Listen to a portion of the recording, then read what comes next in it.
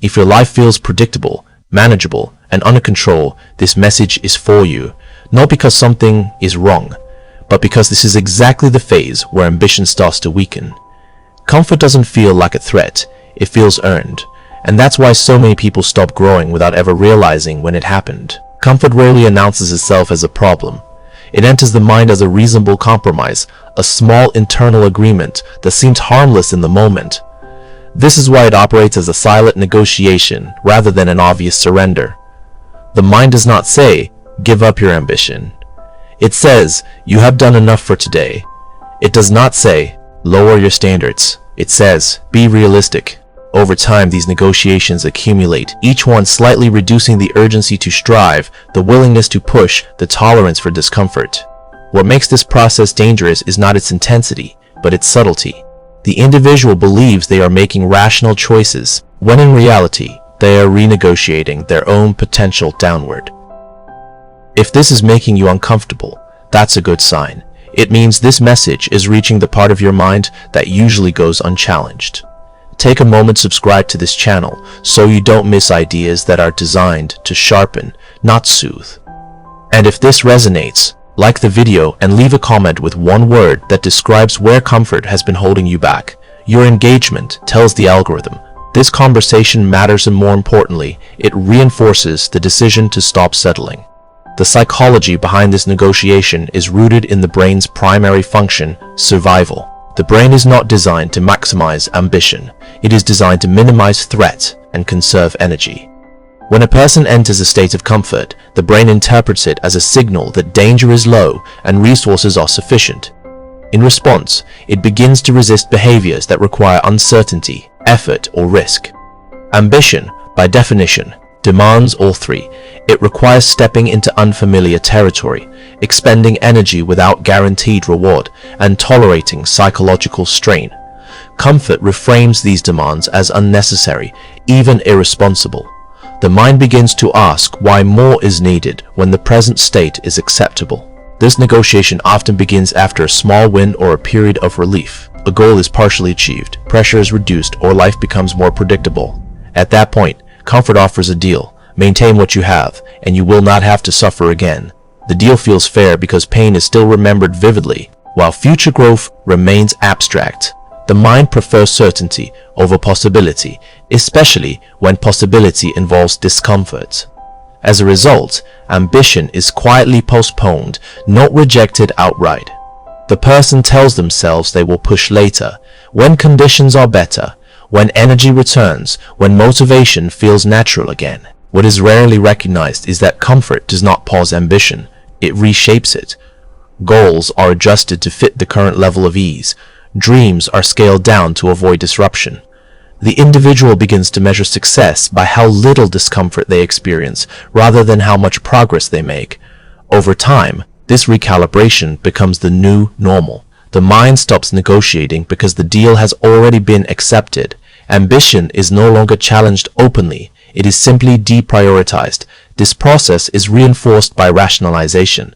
Comfort is defended with logic that sounds mature and responsible. Statements like "balance is important," "there's no rush," or "I need to protect my peace" are not inherently false, but when used repeatedly, they become psychological shields. They prevent the individual from confronting the deeper truth that growth is being avoided, not delayed. The brain rewards these rationalizations with relief, reinforcing the behavior. Each time discomfort is avoided, the mind learns that avoidance leads to immediate emotional payoff, while effort leads to uncertainty and strain. Another layer of the negotiation lies in identity. Ambitious behavior requires seeing oneself as someone who tolerates discomfort, who acts without guarantees, who embraces temporary instability. Comfort slowly alters this self-image. The person begins to see themselves as someone who values ease, predictability, and control. This identity shift is gradual, but powerful. Once someone believes "this is who I am now," ambition feels foreign rather than natural. Pushing harder starts to feel like betrayal of this self, rather than fulfillment of potential. Social environments further legitimize this negotiation. Modern culture often frames comfort as success and struggle as failure. Convenience is celebrated, ease is marketed as the ultimate reward, and discomfort is something to be eliminated as quickly as possible.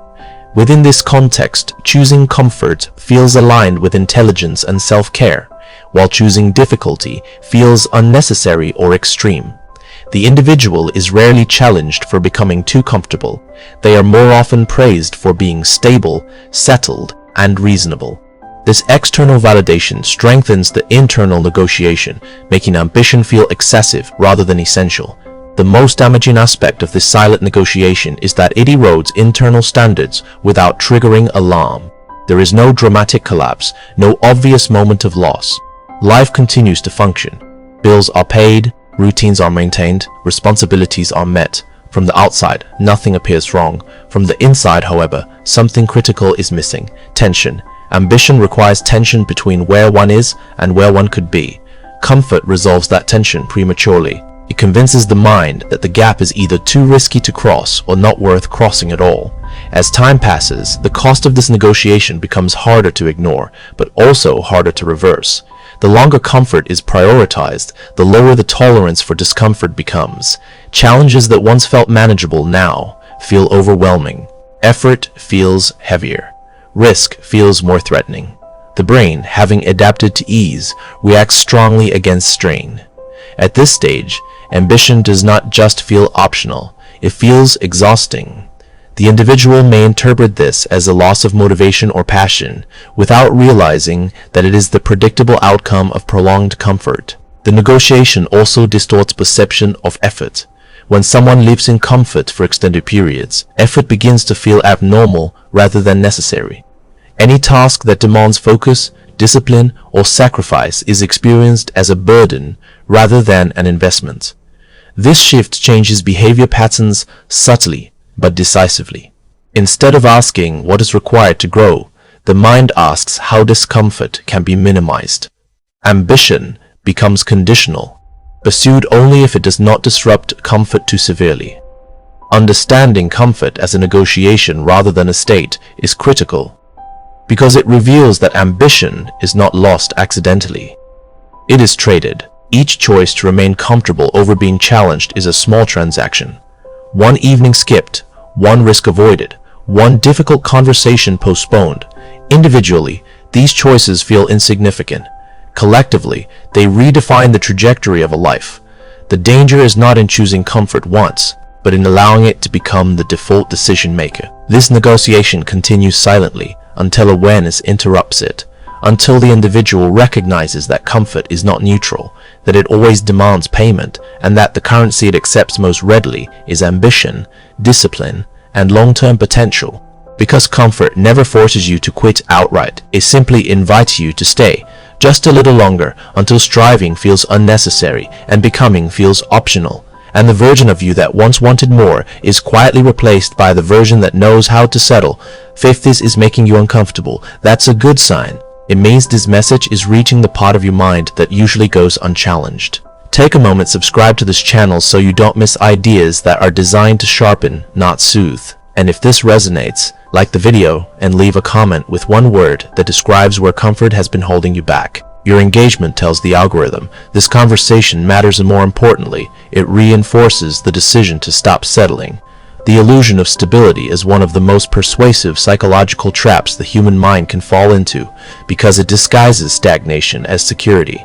Stability feels like solid ground, a sense that life is under control, predictable and manageable. The routines are familiar, the income is consistent, the environment is known, and the risks are minimal.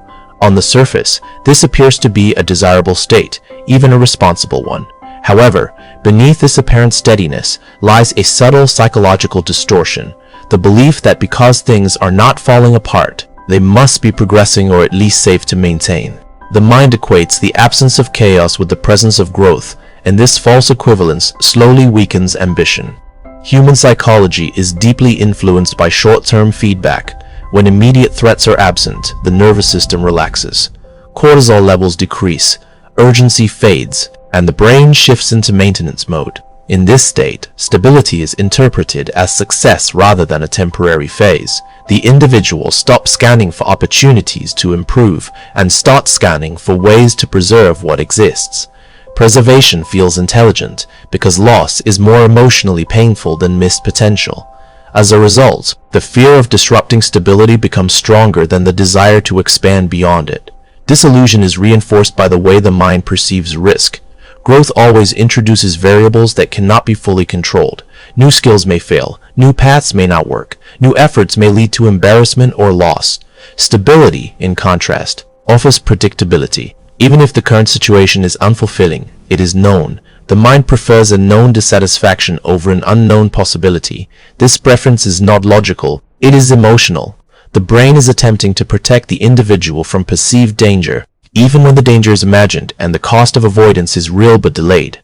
What makes the illusion of stability particularly dangerous is that it often follows genuine progress.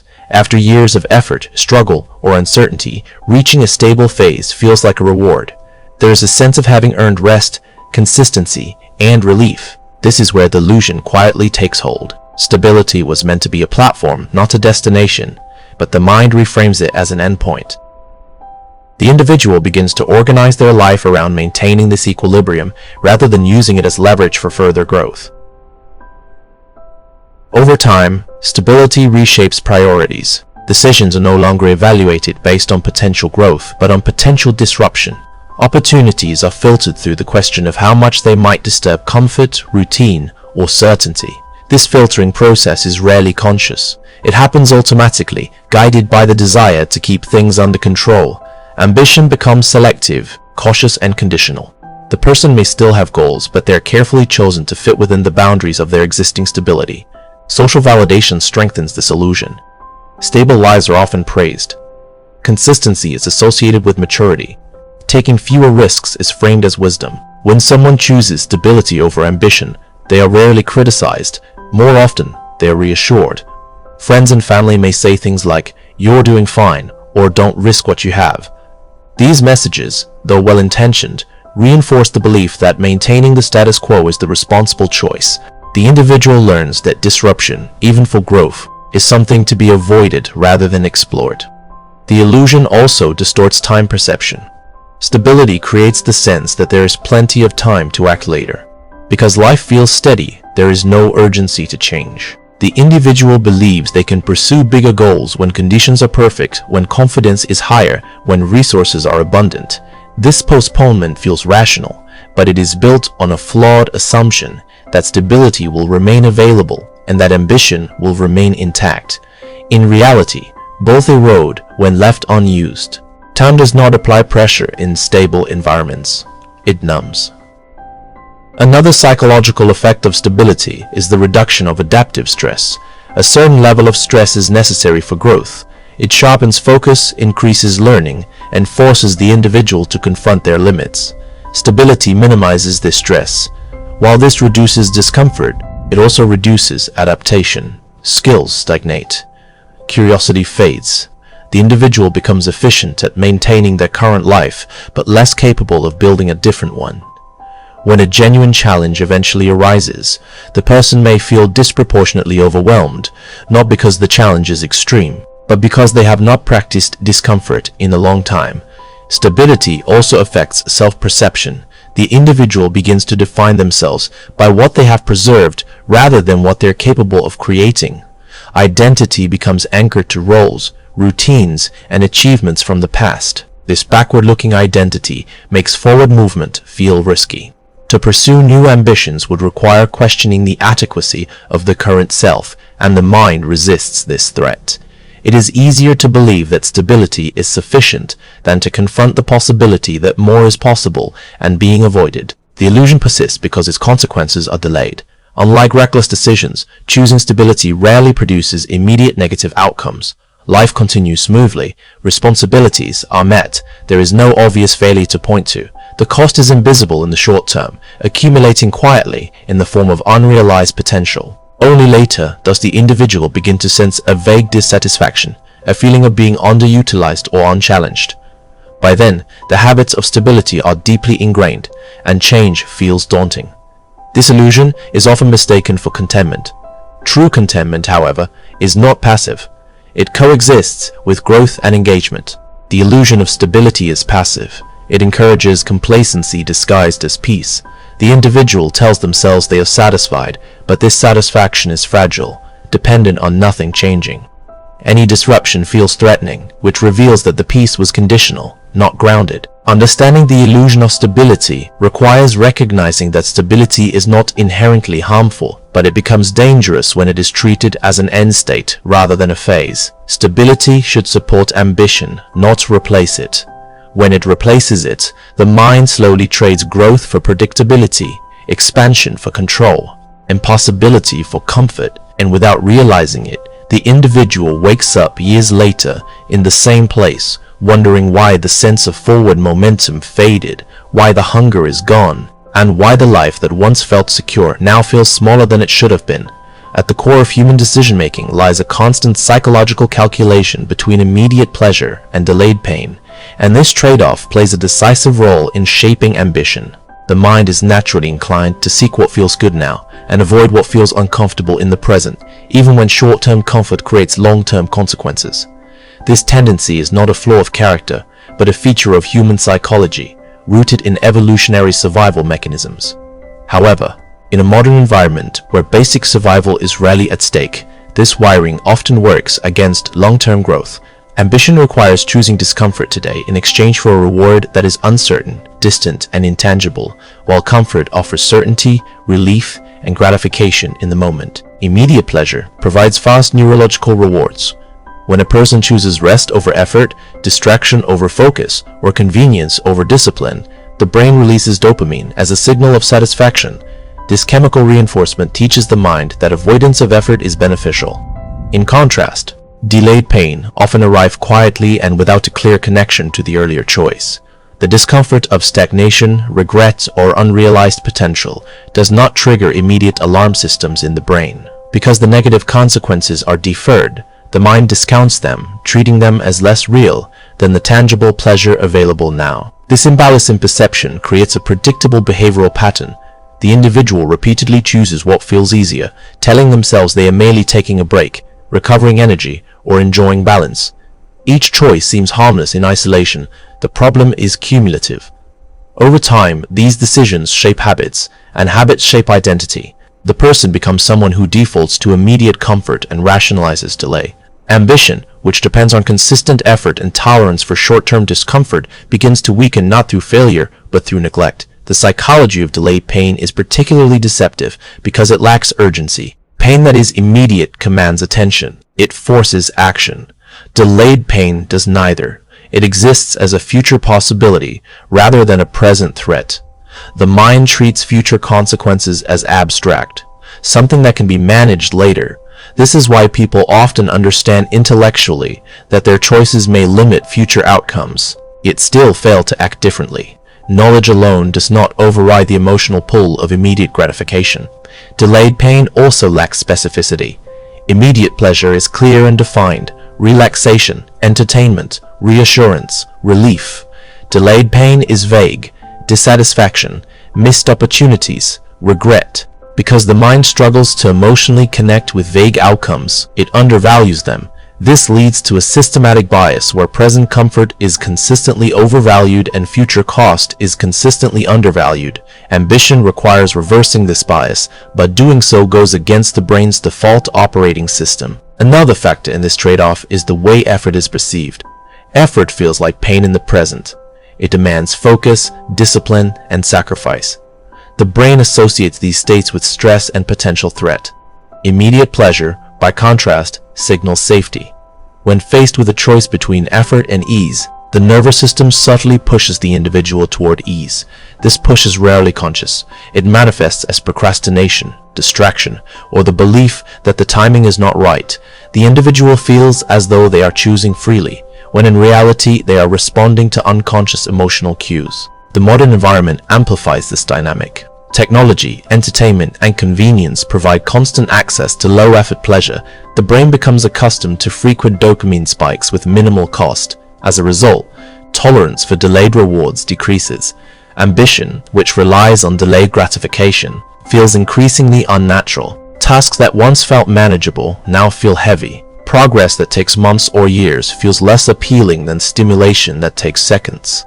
The gap between effort and reward widens psychologically, even if it has not changed objectively.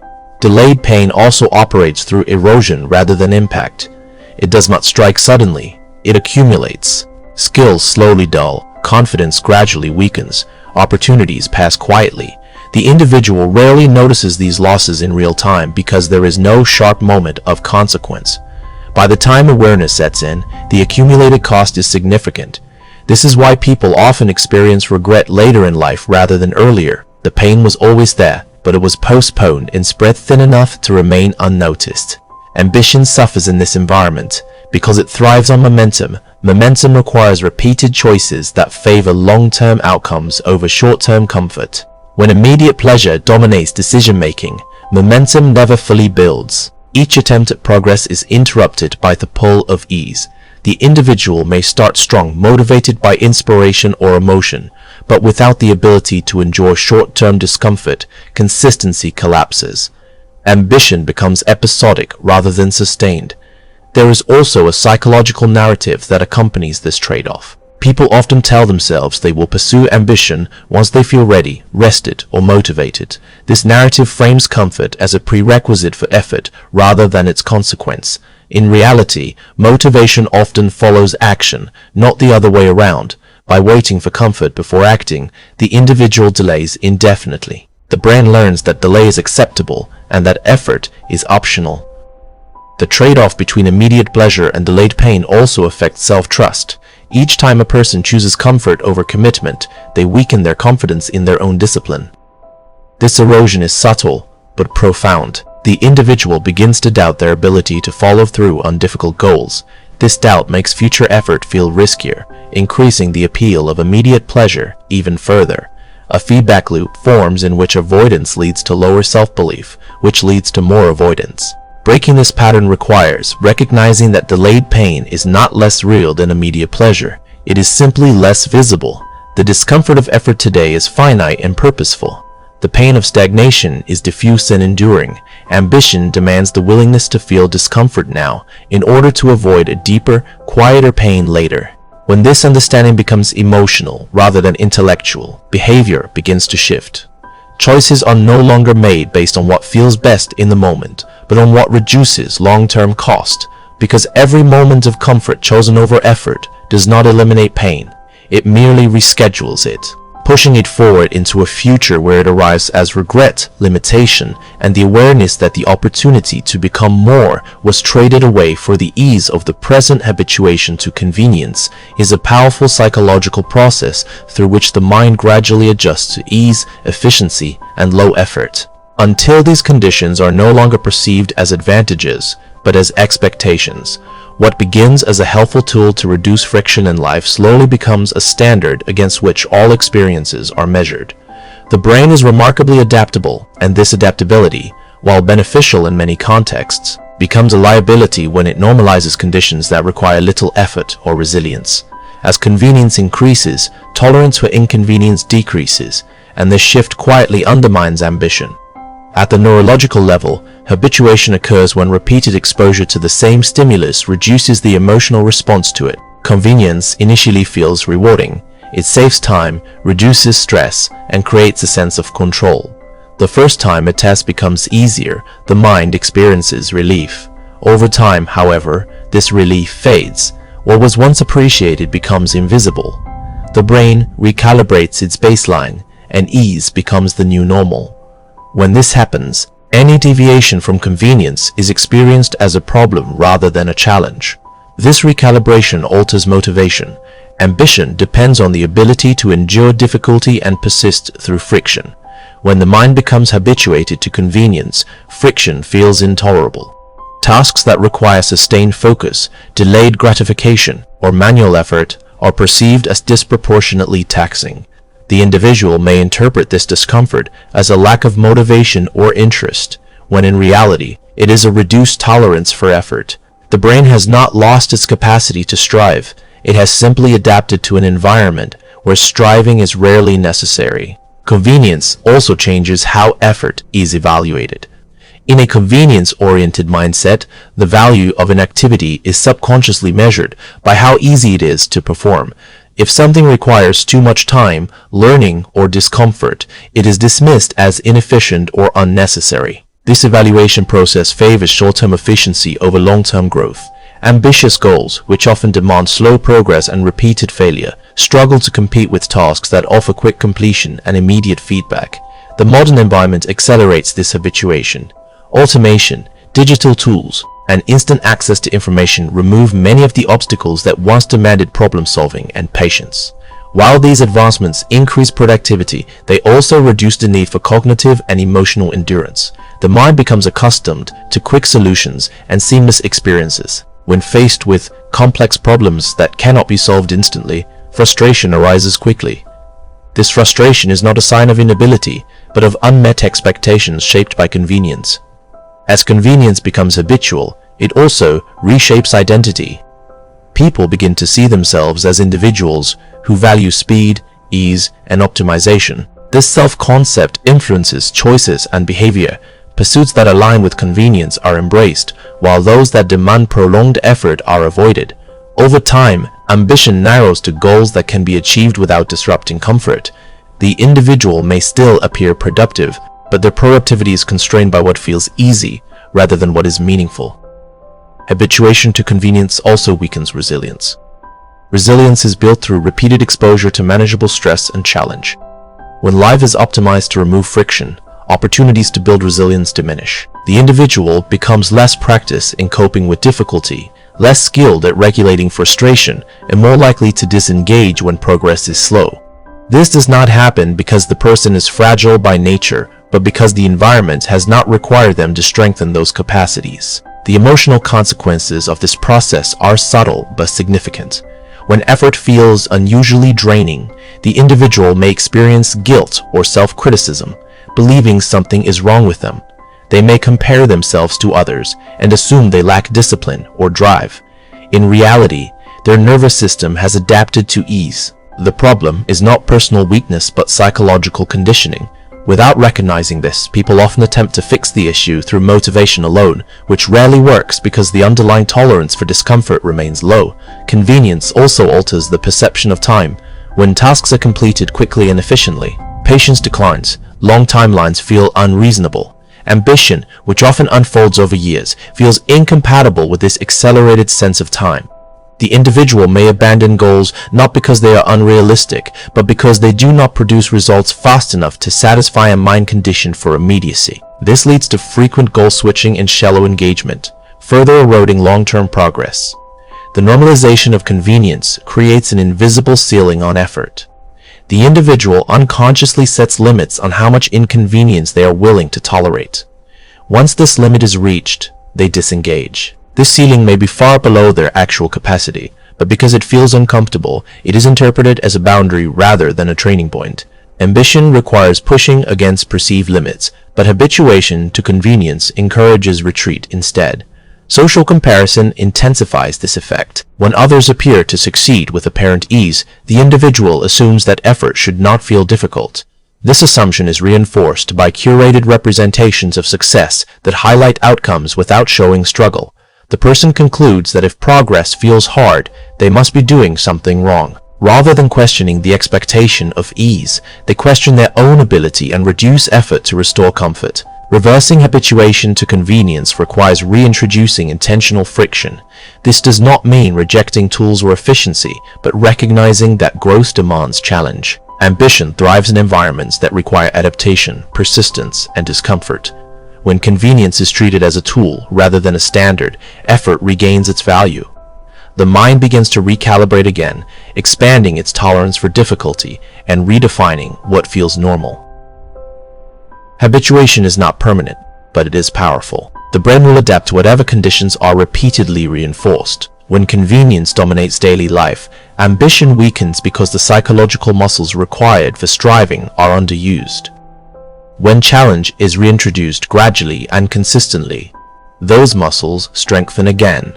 The key is awareness, understanding that feeling unmotivated or overwhelmed by effort may not indicate a lack of ambition, but a mind that has been trained to expect ease, and that training can be unlearned through deliberate exposure to difficulty, patience with slow progress. and the willingness to feel uncomfortable long enough for growth to become familiar again. The cost of staying ready instead of becoming ready is one of the most subtle ways ambition erodes, because it disguises avoidance as preparation. Staying ready feels responsible. It sounds disciplined.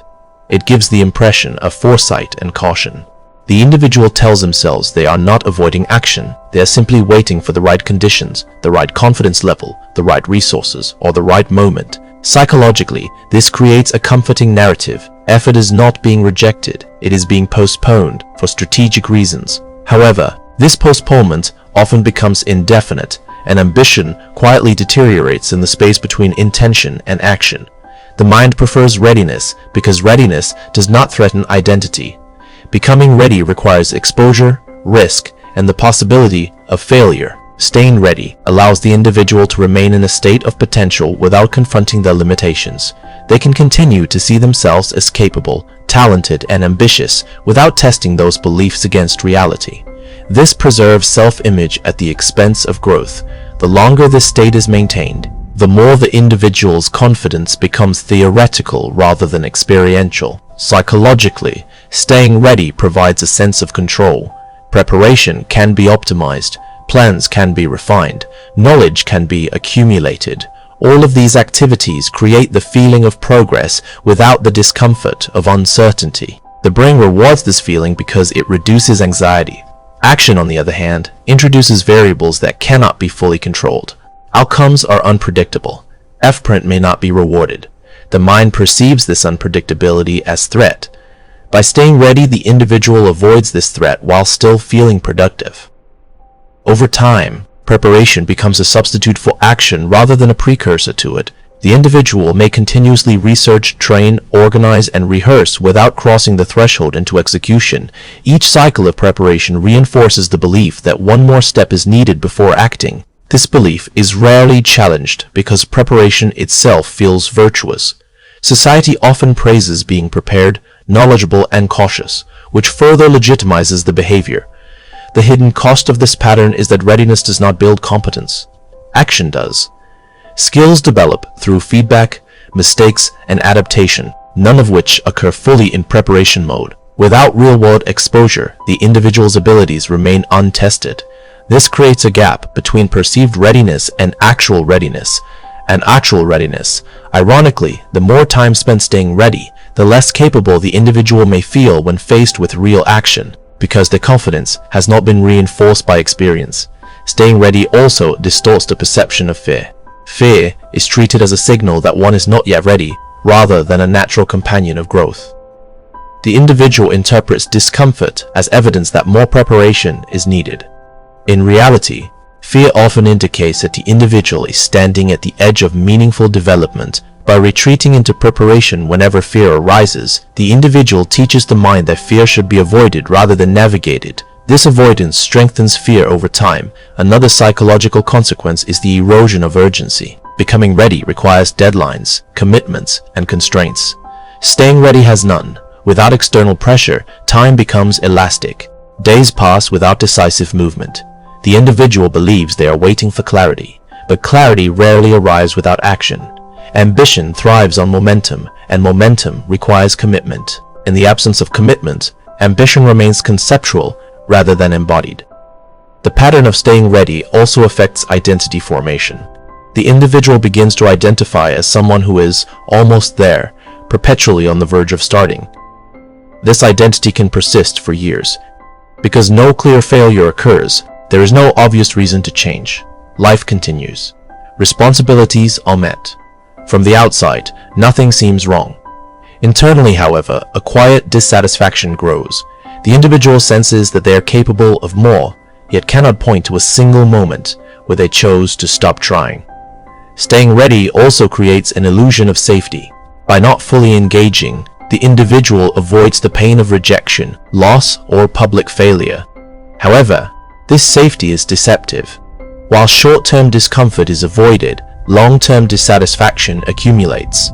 The pain of unrealized potential is less acute, but more enduring. It manifests as regret, frustration, and a sense of being disconnected from one's own capacity. The modern emphasis on optimization exacerbates this issue. There is constant messaging about improving efficiency, maximizing readiness, and eliminating weakness before acting. While improvement is valuable, it becomes counterproductive when it delays engagement. No amount of preparation can eliminate uncertainty. No amount of readiness can guarantee success. Becoming ready is not a prerequisite for action. It is often the result of it. Action exposes gaps in skill and understanding that preparation cannot reveal. These gaps are uncomfortable, but they are essential for growth. By avoiding action, the individual avoids the very feedback that would make them truly ready. This creates a paradox where the pursuit of readiness prevents the achievement of readiness. The psychological cost extends to self-trust. Each time the individual delays action in favor of preparation, they weaken their belief in their own ability to handle uncertainty. The mind learns that safety lies in waiting, not in doing. Over time, this belief becomes ingrained. When opportunities arise, the instinct is to hesitate rather than engage. Ambition fades not because desire disappears, but because courage is never exercised. Breaking out of the readiness trap requires a shift in mindset. Readiness must be reframed as something that emerges through action, not before it. Imperfect action becomes the training ground for competence. Discomfort becomes a signal of relevance rather than inadequacy. When this shift occurs, ambition regains its force because it is no longer confined to planning and intention. It becomes expressed through behavior, risk, and learning. The cost of staying ready is invisible at first, but it compounds relentlessly. While the individual waits for the perfect moment, time continues to move. Opportunities pass, energy changes, responsibilities increase. Eventually, the gap between intention and reality becomes too large to ignore. What once felt like patience begins to feel like avoidance. What once felt like preparation begins to feel like fear. The realization arrives quietly, but unmistakably. Becoming ready was never something that would happen in isolation. It was something that required stepping forward before certainty, before confidence, and before comfort, because ambition does not grow in waiting, it grows in motion.